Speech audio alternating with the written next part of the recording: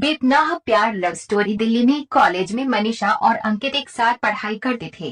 मनीषा और अंकित बचपन के पुराने दोस्त थे क्योंकि उनके घर आसपास से और दोनों पड़ोसी थे। जो मनीषा और अंकित छोटे छोटे हुआ करते थे तभी से ही दोनों एक साथ एक ही स्कूल बताए कि कॉलेज में पढ़ाई कर रहे हैं अभी तक। दोनों को एक साथ रहते रहते करीब करीब 18 से 20 साल का वक्त गुजर गया था क्योंकि उन्होंने स्कूल से लेकर अपनी कॉलेज की पढ़ाई तक एक ही कॉलेज से एक ही साथ में किया करते थे। उस समय वे दोनों मतलब कि मनीषा और अंकित एक साथ एक ही कॉलेज में पढ़ाई कर रहे थे। राहों में दोनों में इतनी ज्यादा गहरी मित्रता होने के कारण क्या भी दोनों हमेशा साथ साथ रहते थे। इसी कारण से कॉलेज के सभी लोग उन दोनों के बीच में प्यार है ऐसा मानते थे। लेकिन अंकित और मनीषा के दिल में ऐसा कुछ भी नहीं था, वे दोनों सिर्फ एक अच्छे दोस्त थे। एक दिन अंकित कहता है कि मनीषा, हम दोनों की दोस्ती के चर्चे पूरे कॉलेज में है और लोग हम दोनों को काफी बुरा भला कहते हैं। तभी मनीषा कहती है कि ना ही तुम्हारे दिल में कुछ है, मेरे लिए नहीं, मेरे दिल में तुम्हारे लिए कुछ है। हम दोनों एक सिर्फ पवित्र दोस्त हैं, हम दोनों के बीच में प्यार जैसा कोई चीज नहीं है। उसके बाद अंकित कहता है कि तुम सही कह रही हो, लेकिन हम दोनों को लोग ऐसे कहते हैं, मुझे ऐसा नहीं लगता, और हम दोनों जब एक साथ होते हैं तो लोगों को काफी ज्यादा दिक्कत का सामना करना पड़ता होगा। तभी मनीषा कहते हैं कि जिसको जो बोलना है बोलने दो, हमारे तुम्हारे बीच ऐसा कुछ है ही नहीं, तो हमें कोई दिक्कत नहीं होगी, हम सब दिन साथ में ही रहेंगे। उसके बाद आकर कहता है कि चाहे कुछ भी हो जाए, जब तक मेरी जान में जान है मैं सदा तुम्हारा दोस्त बनकर आऊंगा, दुनिया चाहे कुछ भी कहे। तभी कॉलेज में नामांकन का कार्य चल रहा था। इसे क्लास में एक खूबसूरत लड़की आई थी, इसका नाम स्वीटी था। स्वीटी देखने में बहुत ज्यादा खूबसूरत लग रही थी और जब अंकित उसे देखा तो वह पहली बार में ही स्वीटी को पसंद कर लिया था। लेकिन ये बात ना तो स्वीटी को पता थी और ना ही मनीषा। एक दिन अंकित मनीषा को बुलाकर कहता है कि वह लड़की जो नहीं रही कॉलेज में आई है, जिसका नाम स्वीटी है, वह मुझे बहुत पसंद है, अगर तुम्हारा उसको बनता है तो तुम जाकर मेरे लिए बात करो।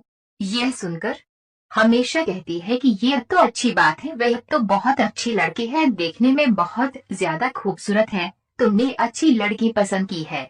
फिर जैसे मनीषा एक दिन मौका देखती है, वे सावित्री को अपने पास बुलाकर कहती है कि मेरा दोस्त मतलब कि अंकित तुमसे कुछ कहना चाहता है।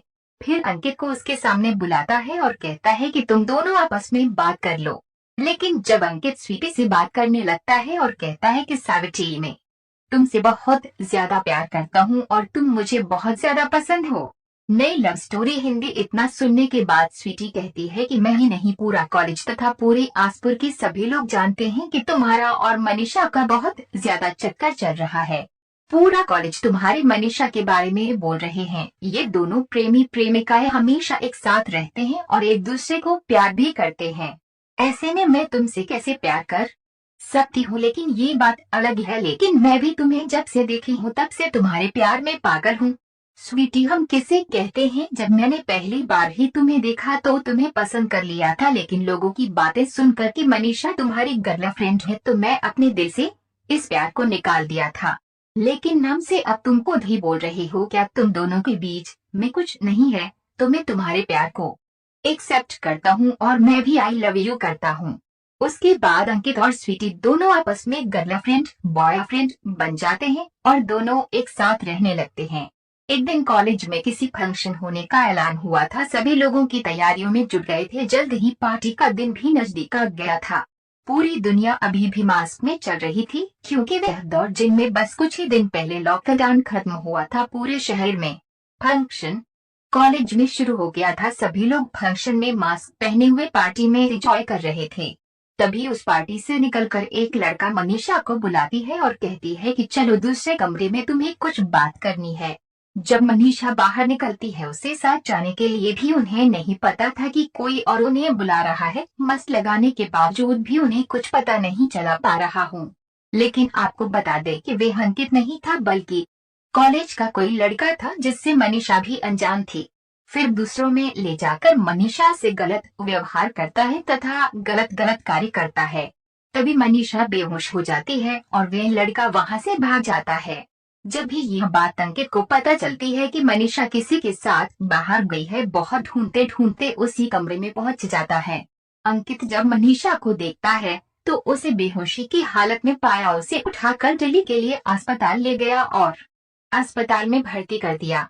2-3 दिन होने के बाद मनीषा को हो जाता है और उन्हें तबीयत सही नहीं लगती है।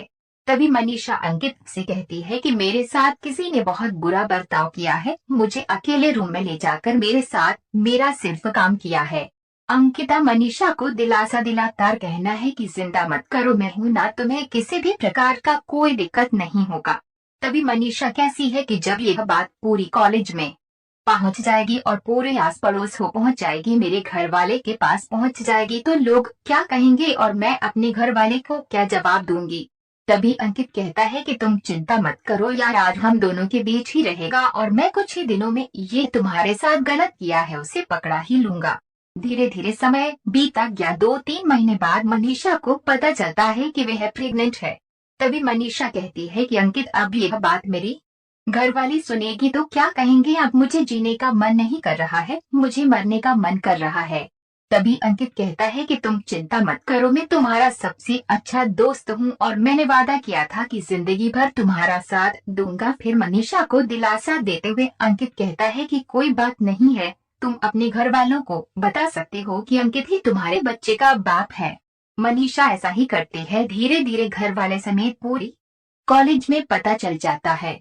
जब दोनों कॉलेज जाता है तो लोग देखकर हंसते हैं और कहते हैं कि देखो, दोनों में बहुत ज्यादा पवित्र मित्रता थी, लेकिन दोनों ने एक दूसरे के साथ गलत संबंध बनाकर अपने दोस्त को प्रेग्नेंट कर दिया। इन सभी बातों को सुनकर संगीत को बहुत ज्यादा बुरा लगता था, लेकिन उन्होंने अपने दोस्त है मनीषा से वादा किया था कि उन्हें किसी प्रकार या कोई तकलीफ नहीं होने देगा। जैसे ही समय बीतता गया और मनीषा का बच्चा जब जन्म लिया तो तभी अंकित कहता है कि अब मैं तो पुलिस को बता दूंगा, पुलिस छानबीन करेगी, बच्चा भी पैदा हो गया है, इनका डीएनए और मिलान हो जाएगा। अंकित इस बात को पुलिस को बता देता है। पुलिस अपने स्तर पर छानबीन शुरू कर देती है और असली गुनाहगार का पता लगा लेता है। पुलिस ने कॉलेज की सीसीटीवी फुटेज की मदद से असली गुनाहगार का पता लगा लेता है। वह लड़का उसी कॉलेज का अक्षय नाम का लड़का था। फिर मनीषा के बच्चे पैदा, अक्षय का डीएनए मिलाना होता है, दोनों का डीएनए एक जैसा पाया जाता है और असली गुनहगार को पकड़ लिया जाता है। फिर दोनों के घर वाले को बुलाकर उनकी शादी कराई जाती है और फिर अंकित अपनी जिम्मेवारी से छुटकारा पाता है। ये देखकर मनीषा के घर वाले बता कॉलेज के सभी लड़के लड़कियां अंकिता खूब तारीफ करता है और कहता है कि तुम दोनों को जैसे ही अच्छे दोस्त और सच्चे मित्र थे वैसे ही अभी भी है। हम ही लोगों को गलत पता चल गया था। सच्ची मित्रता